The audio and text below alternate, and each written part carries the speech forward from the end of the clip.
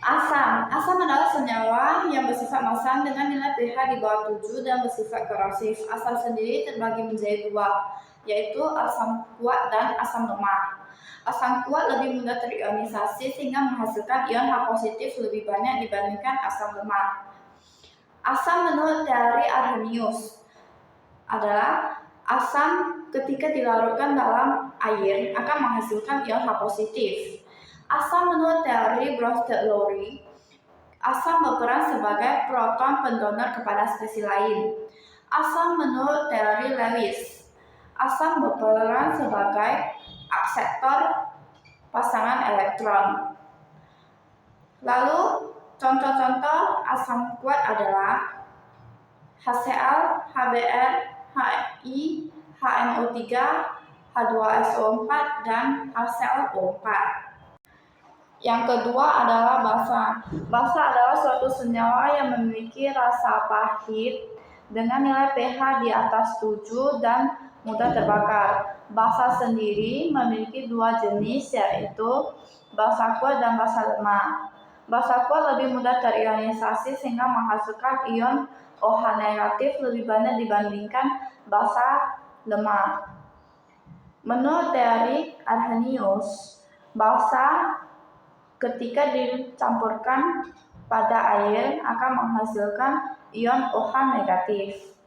Basa menurut teori Bronsted-Lowry, basa berperan sebagai proton akseptor kepada spesies lain.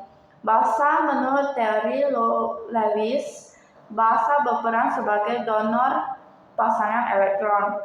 Contoh-contoh basa kuat adalah KOH, NaOH, CaOH 2 kali, dan BaOH 2 kali.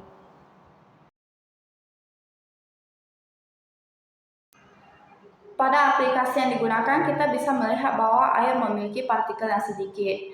Air setelah terionisasi akan menunjukkan pH yang netral, yaitu bernilai 7. Setelah dicelupkan, indikator akan menunjukkan warna hijau atau netral.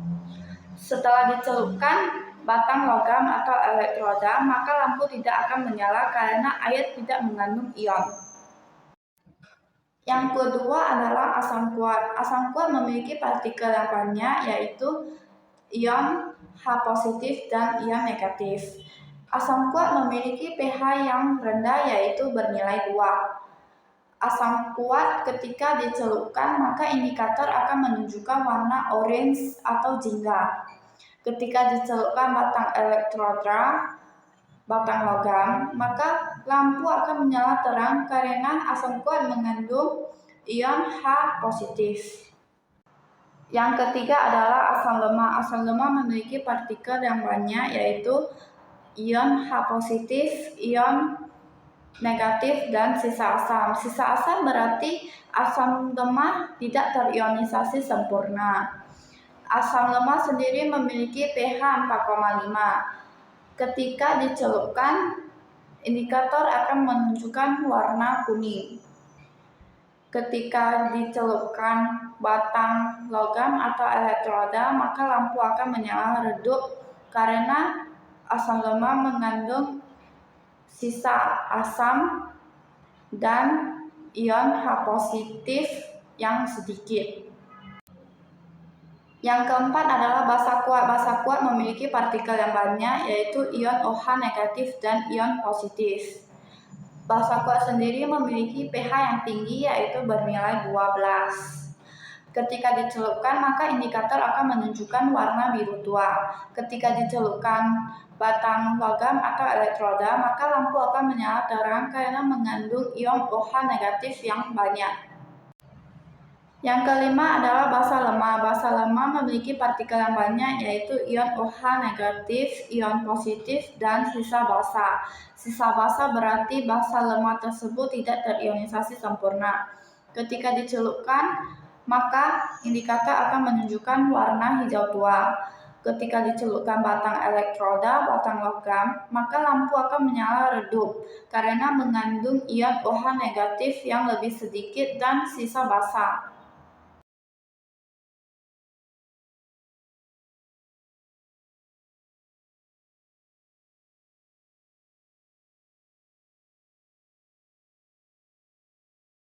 Yang bagian A adalah kalium oksida ditambah air. Pertama, tulis bersama reaksi yaitu KO negatif ditambah H2O. Lalu mencari bilox K dengan cara biloxnya O itu -2 dikurangkan dengan -1, yaitu menghasilkan -1. Lalu dipindahkan menjadi pos 1. Pos 1 adalah bilox dari K. Maka K positif ditambah dengan OH negatif akan menghasilkan KOH atau kalium hidroksida. Bagian B adalah magnesium oksida ditambah air. Tulis persamaan reaksi MgO tambah H2O. Dengan mengetahui bilox dari O adalah -2, lalu dipindahkan menjadi pos 2. Dapat Mg2 positif tambah OH negatif akan menghasilkan MgOH 2 kali atau yang disebut juga magnesium hidroksida. Ketiga adalah belerang trioksida ditambah air. Tulis persamaan reaksi yaitu SO3 tambah H2O. Dengan mencari bilox S, maka bilox O -2 dikali dengan 3 menghasilkan -6. -6 dipindahkan menjadi pos 6 sebagai bilox dari S. Selanjutnya mencari kation dengan bilox S itu pos 6. Ada dua unsur itu SO3 2- dan SO4 2-. Bilox dari S pos 6 yang sama itu SO4 2-. Maka SO4 2- ditambah dengan H positif menghasilkan H2SO4 atau yang disebut dengan asam sulfat. Bagian D adalah glikopentaoksida tambah air. Yang pertama tulis persamaan reaksi yaitu Cl2O5 tambah H2O. Untuk mencari nilai bilox Cl, maka nilai bilox O yaitu -2 dikalikan 5 menjadi -10, lalu dipindahkan menjadi positif 10 dibagi dengan 2 menghasilkan positif 5. Maka nilai bilox dari Cl itu adalah positif 5. Lalu selanjutnya mencari kation dengan nilai Cl itu positif 5 juga. Dapat ClO3 minus, lalu ditambah dengan H positif akan menghasilkan HClO3 atau asam klorat. Untuk menyetarakan reaksi maka menjadi 2 HClO3.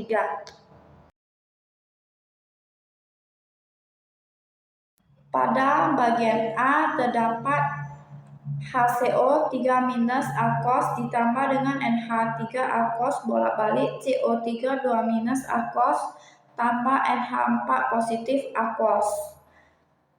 Langkah pertama itu pada sisi kiri terdapat HCO3- akos, itu akan melepaskan H positif, lalu NH3 itu akan menerima H positif dari HCO3 negatif tadi. Lalu pada sisi kanan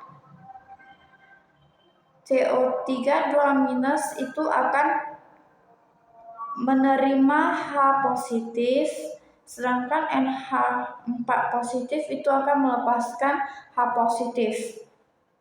Lalu langkah kedua itu menentukan asam basa dan asam konjugasi dan basa konjugasi.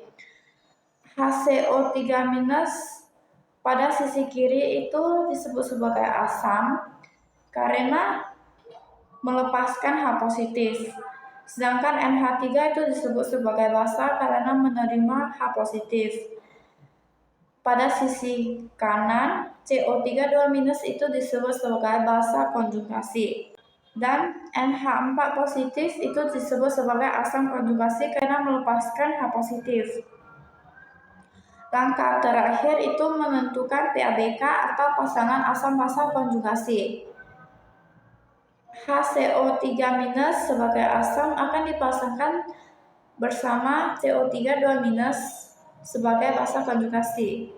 Lalu NH3 sebagai basa akan dipasangkan dengan NH4 positif sebagai asam konjugasi. Soal B. HSO4- aquos tambah H2O liquid bolak-balik SO4 2- aquos ditambah H3O positif aquos. Langkah pertama itu pada sisi kiri HSO4 negatif itu akan melepaskan H positif kepada H2O. H2O akan menerima H positif dari HSO4 negatif. Lalu pada sisi kanan SO4 2- itu akan menerima H positif, sedangkan H3O itu akan melepaskan 1 H positif. Langkah kedua adalah menentukan asam basa. HSO4 negatif itu sebagai asam, H2O itu sebagai basa, SO4 2 negatif itu sebagai basa konjugasi, dan H3O positif itu sebagai asam konjugasi. Langkah terakhir adalah menentukan pABK. Dengan cara H2SO4 negatif dipasangkan dengan SO4 2 negatif, dan H2O akan dipasangkan dengan H3O positif. Bagian C, NH2 negatif aquos ditambah NH3 aquos bolak-balik NH3 tambah NH2 negatif aquos. Kebetulan senyawanya sama, jadi yang pertama itu sisi kiri NH2 negatif itu akan menerima ion H positif dari NH3. Lalu pada sisi kanan NH3 akan memberi ion H positif kepada NH2 negatif. Lalu langkah kedua itu menentukan asam dan basa. NH2 negatif pada sisi kiri itu sebagai basa, NH3 itu sebagai asam. Lalu yang sisi kanan itu NH3 sebagai asam konjugasi dan NH2 negatif itu sebagai basa konjugasi. Langkah terakhir itu menentukan pABK, yaitu pasangan asam basa konjugasi. NH2 negatif akan dipasangkan dengan NH3. NH3 akan dipasangkan dengan NH2 negatif. Bagian D, H2PO4 negatif aquos ditambah H2CO3 aquos bolak-balik H3PO4 aquos tambah HCO3 2- aquos. Langkah pertama, lihat pada sisi kiri H2PO4 negatif itu akan menerima ion H positif dari H2CO3. H2CO3 itu sebagai pendonor. Lalu pada sisi kanan H3PO4 itu akan memberi H positif ke HCO3 2-. HCO3 2- itu menerima H positif dari H3PO4. Lalu langkah kedua itu menentukan asam basa dan asam basa konjugasi. H2PO4 negatif pada sisi kiri itu sebagai basa, H2CO3 itu sebagai asam, lalu yang sisi kanan H3PO4 itu sebagai asam konjugasi, dan HCO3 2- itu sebagai basa konjugasi. Langkah terakhir adalah menentukan pABK, yaitu pasangan asam basa konjugasi.